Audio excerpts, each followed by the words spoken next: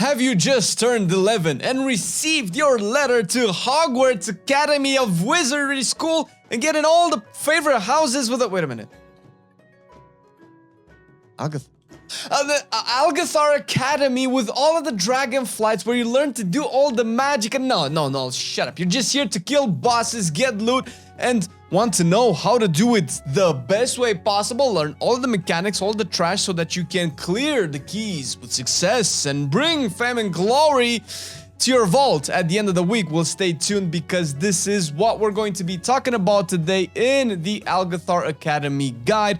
Now, this video, as with all the dungeons videos and pretty much everything on our channel, is entirely supported by our Patreon. So if you like this content, we would super appreciate if you check the Patreon link down in the description. You would be, of course, directly supporting these types of videos and more to come into the future, not to mention all of the Patreon goodies that you can get, from custom wallpapers to monthly Patreon talks to some podcasts coming about soon, depending on when you watch this video.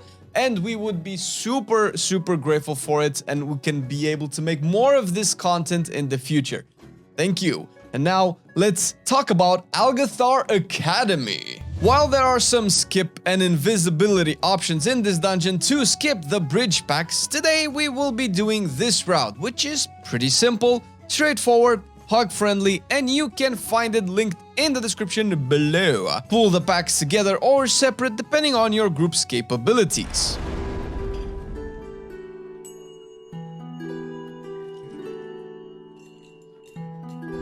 When you start the dungeon after taking the wind to go in the quad, basically the friendly dragon camp, you will find recruiters for each of the dragon flights there who will give you a buff if you talk to them. You can only have one buff, so choose wisely what you need.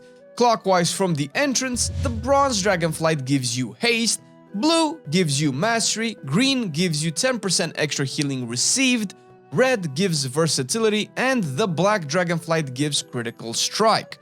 There's a Wii card that can help you with their locations if you're a bit forgetful, and you can find it linked in the description below. From here, you can choose which boss you would like to do first, either Vexamus, the Elemental, or the Overgrown Ancient, the Tree. We'll start with the Tree for our route.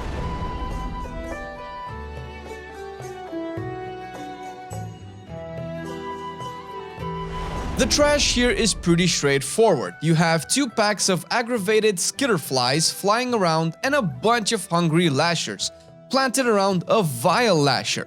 While the flowers are super fun to pull together, the skitterflies leap and are a bit annoying, so you can pull them separately if you want to pad them nicely. Also, you can skip the first skitterfly pack if you pull the lashers far from it and take percentage elsewhere. You'll also need to tank the boss far if you're going to skip them, as they patrol half the room. The skitterflies cast Agitation, a stacking Enrage, which makes them deal 25% increased physical damage, which you can soothe. They also cast Darting Sting, charging a player and stinging them, dealing nature damage. The vile lashers cast Detonation Seeds, spawning a swirly on the floor which explodes for nature damage and disorients you if you stand in it. The hungry lashers are there for the nice AoE you like to see on your meters and are not doing much as trash, but let's see them on the boss fight.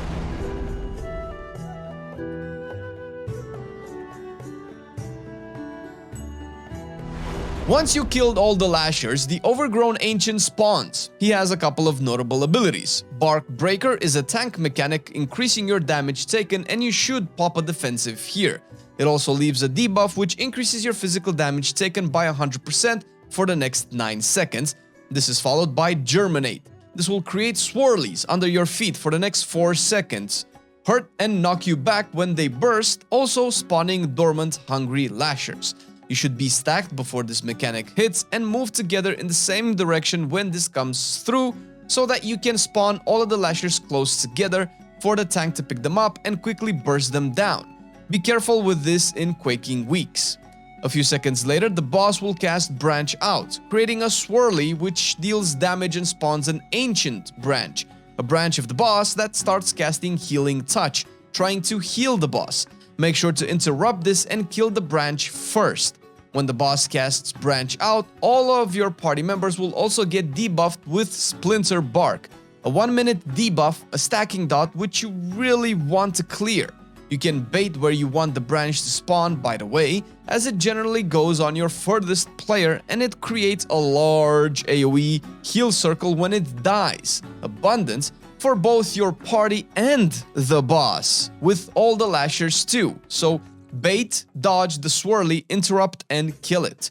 Try to kite the boss out of the healing circle if you can, but if you cannot, you're better off healing the boss a bit rather than deal with the dot on your players. So make sure you are inside the circle, getting healed and clearing your Splinter Bark dot. Upon reaching 100 energy, the boss will awaken all the dormant lashes you haven't yet killed with Burst Forth, which inflict damage to your party as they awaken. These lashers become all the more dangerous as their attacks can poison their target with a stackable dot, which really starts hurting if you let it go up too high. In higher keys, we recommend that you take a healer who can dispel poisons, or at least have a DPS or tank who can spec into dispelling them. We generally prefer to dispel around 25 to 30 stacks, depending on our tank and how much the DPS is pumping. You can also use a potion of Shocking Disclosure here, which deals uncapped AoE, and it's really nice on a tank to pick up the lashers quickly and zerg them down, preferably when they burst forth. This is the damage the potion did on the set of the ads in a plus 13, and they died pretty quickly from everyone's AoE, so it could have been even more.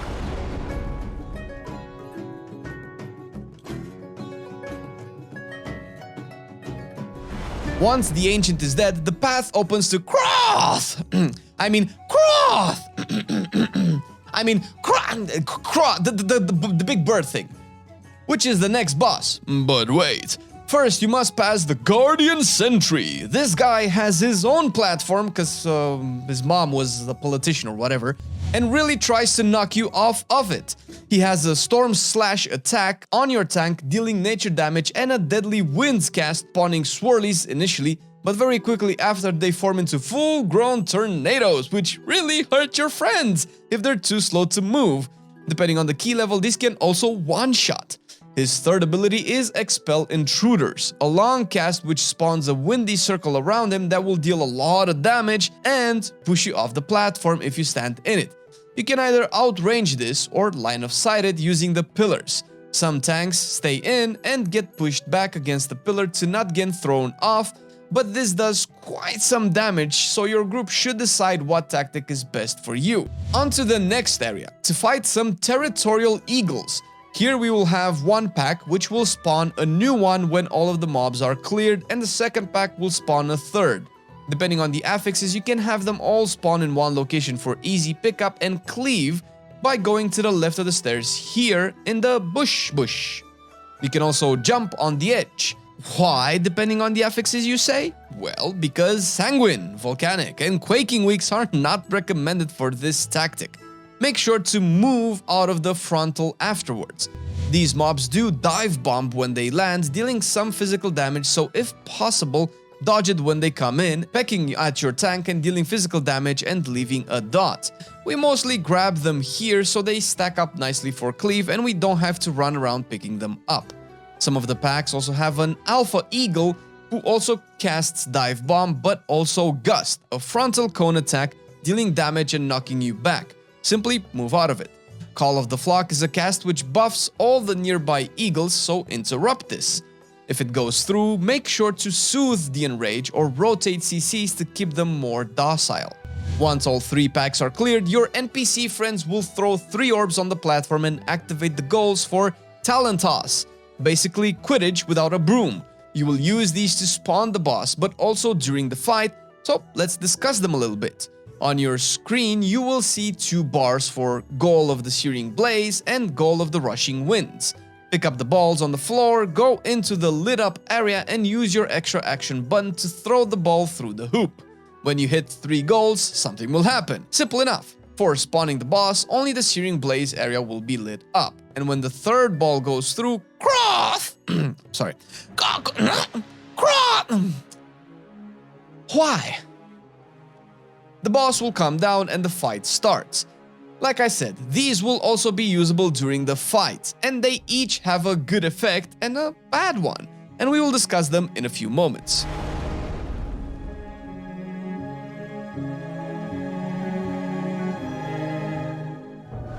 The boss has 3 notable abilities, plus the goals. One of her more straightforward abilities is Overpowering Gust. This is a frontal cone which deals nature damage and pushes back all players in front of her, and which you should very much dodge unless you want to risk being pushed off the platform. Easy. For those who have trouble seeing this mechanic, well, you can use an inky black potion on this fight. He will also do a Savage Peck on your tank, which deals instant physical damage and leaves a damage over time effect, so your tank should use a defensive, especially later on in the fight when your sonic vulnerability stacks start hurting in combination with the Peck.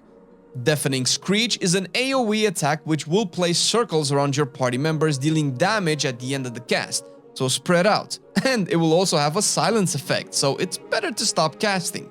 This will debuff you with Sonic Vulnerability, a stackable debuff left on all party members. It increases your damage taken from the Screech by 50% for each extra stack, and is removed by scoring 3 points in either of the goals, so we will be using the goals to deal with it. Play Ball activates at 75 and 45% health of the boss, so let's see what else they do. If left unused, the balls will despawn and the goal counters will reset for the second spawn during the fight. The goal of the Searing Blaze, the one with the little fireball above it, will stun the boss and make her take 75% increased damage for 12 seconds when activated, but also clear your stacks of Deafening Screech. You want to activate this as late as possible, and depending on how long your party can survive the stacking Screeches. We generally use it after 3 Screeches, but in Hierarchies or Tyrannical we want to have the boss at around 50% or lower when we activate the goal. This is also where we use Bloodlust. Just rotate defensives on your tank for every Savage Peck while you stack up Screeches.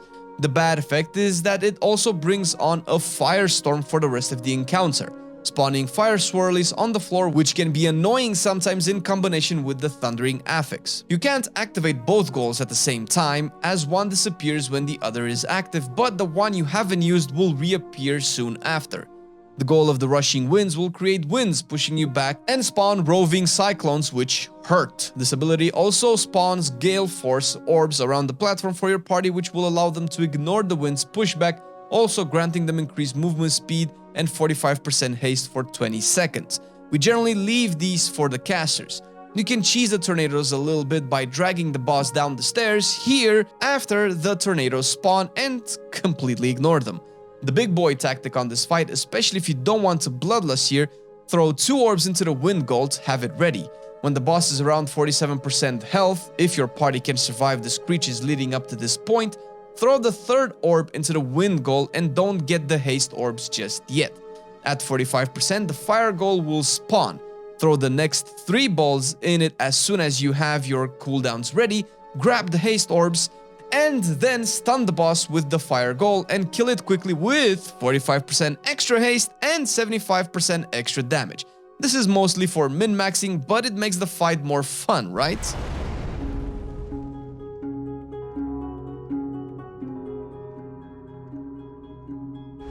The most amount of varied trash is towards our elemental boss buddy, Vexamus. If you come from the Crawth side, I swear something's happening, I don't know. You will encounter Arcane Foragers, who cast Vicious Lunge, charging a player and dealing some physical damage. Arcane Ravagers cast Vicious Ambush, placing a circle under their target and leaping to them, dealing splash damage and knocking you back. Luckily, you can line of sight this if the mobs are tanked in a good spot. You can also feign death or invisibility this with various spells to cancel it. They also cast Rift Breath afterwards, a frontal cone attack which deals arcane damage, so dodge this. The 2 bridges leading up to the boss have Corrupted Mana Fiends, Spellbound Scepters, and Spellbound Battle Axes. These are the mobs that are generally skipped with Shroud or Invisibility pots if you choose to do a skip route. The Mana Fiends cast Surge, inflicting arcane damage, and Mana Void, placing a dot which deals arcane damage and drains mana from players near its target upon expiration. These are both interruptible casts. The Battle Axe casts Severing Slash, dealing physical damage and placing a dot on your tank. The Scepter casts Mystic Blast, which you should interrupt as it deals a large amount of AoE damage and Arcane Rain, spawning swirlies on the floor which you should dodge or just CC the mob. Onto the boss spawn area. There are 3 more packs of the same enemies plus some unruly textbooks, which will cast a super boring, monotonous lecture, boring you to sleep just like real school. But you don't want to listen to their lecture anyway, so just interrupt it or dispel it if you are too slow to interrupt.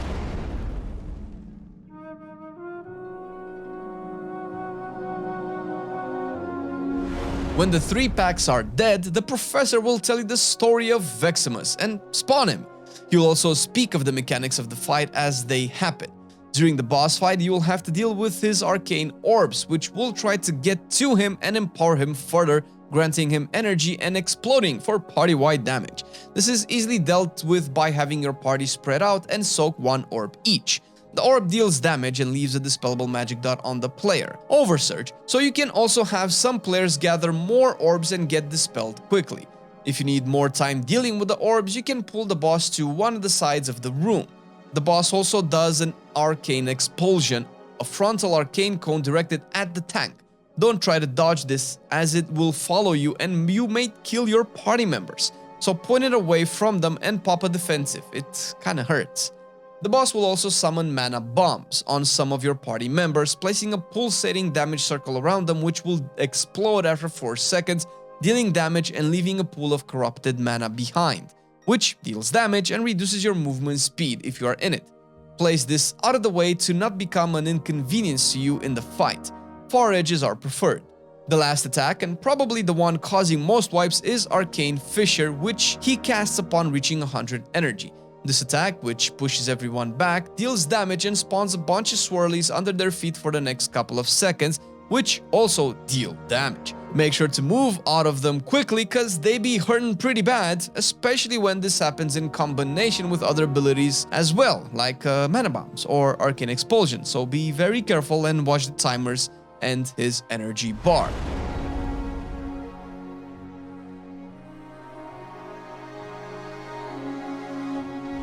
Onwards to the last boss, we have some more trash to learn about.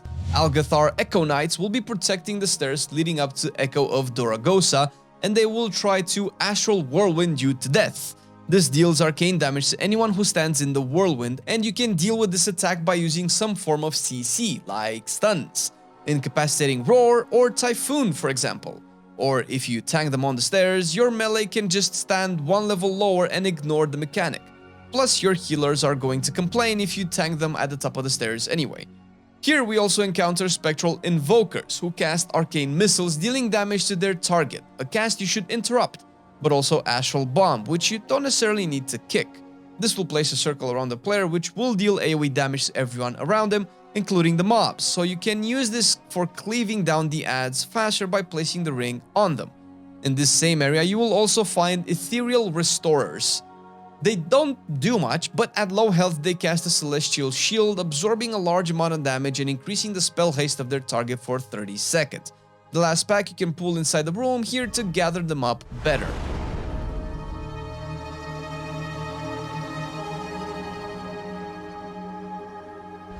The last boss is pretty straightforward and not very difficult if you have good mobility. She has 3 notable abilities. Energy Bomb places a dispellable circle around the player which will explode after a few seconds and leave a debuff on them. Overwhelming Power, which gives you a 5% damage increase and stacks up. Once you have 3 stacks, the Dispel, or letting the debuff run out, will place an Arcane Rift on the floor, which will later on become very inconvenient as it will fill the room, so if you have 3 stacks, make sure to place them to the edge of the room. Stack closely if possible so you don't have trouble later on having to dodge them from all the directions. The tank should also bring the boss to the edge to make it easier on the melees. These last for 2 minutes and spawn uncontrollable energy orbs which you should definitely dodge. They deal damage and apply even more overwhelming power stacks to you. Power Vacuum is her next attack, gripping players to her and then forming a swirly trying to get you all killed, like a good professor. This will deal damage and push you back, so make sure to run out of this quickly and not run into orbs while you do it. Also be careful to not have a puddle between yourself and the boss while she does the vacuum. Disengage and teleport classes have a really easy time here as they can just disengage, as they are being pulled towards the boss and not have to move at all afterwards. Yay, you lucky bastard. Getting hit by the power vacuum will also grant you a stack of overwhelming power. Her next attack is Astral Breath, where she will turn towards a player and cast a frontal cone breath. If you are too far from the boss, you may have some issues dodging this, so stay in her general area for easy dodging. If you get hit by the breath, this will also place a stack of overwhelming power on you. Pretty much any ability will give you a stack, so dodge all you can. And this covers everything that you need to know about Algeth'ar Academy going in. If you enjoyed this video, make sure you like and subscribe and enable those notifications as always. But of course, consider checking the Patreon page, as it does make these videos possible since they're 100% supported by you, dear Patreons, who we love and appreciate. Thank you so much for making all of this possible and making a lot of this more to come, more in the future. Thank you so much. Thank you, dear viewer, for watching the video, and we will see you in the next one. Bye-bye. I've been loving it then, I still love it now. Still, I play WoW. Still, I play WoW. Getting better every day, let me show you how. Cause still, I play WoW. Still, I play WoW. It's getting harder to stay, but at the end of the day, it's a guilty pleasure, so just log in and play. Whether it's classic or retail, I'ma do a /bow. Still, I play WoW.